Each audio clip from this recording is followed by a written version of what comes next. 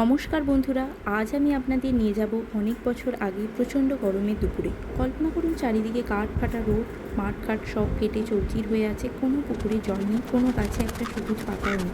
এই ভয়ঙ্কর গরমে একটি গাছ জলের সন্ধানে পাগলের মতো ঘুরে বেড়াচ্ছে। আমরা তাকে ডাকবো কালু নামে।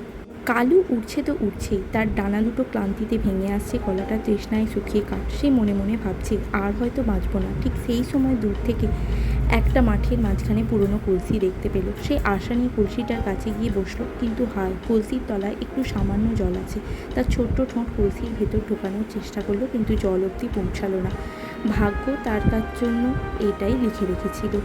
কালু দমে যাওয়ার পাত্র নয়। সে ভাবলো, হাল ছাড়লে চলবে না। সে কিছু একটা চিন্তা করলো, আর এদিক ওদিক তাকিয়ে দেখতে পেল মাটিতে ছড়িয়ে ছিটিয়ে থাকা কিছু নুড়ি পাথর। অমনি তার মাথায় একটা দারুণ বুদ্ধি এলো।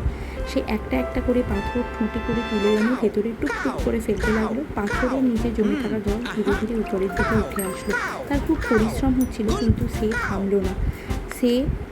সেই মুহূর্ত এলো যখন কলসির একদম মুখে জল উঠে এলো। কালু কান ভরে জল খেলো, আর তার প্রাণটা জুড়িয়ে গেল। সে ডানা ছাড়তে আকাশের দিকে উড়ে চলল। এই গল্প থেকে আমাদের অনেক কিছু শেখার আছে। আমরা অনেক সময় ছোটো ছোটো বিপদে খুব ভয় পেয়ে যাই, কিন্তু মনে রাখি, বিপদে বুদ্ধি হারালে চলে না, চেষ্টা চালিয়ে যেতেই হয়।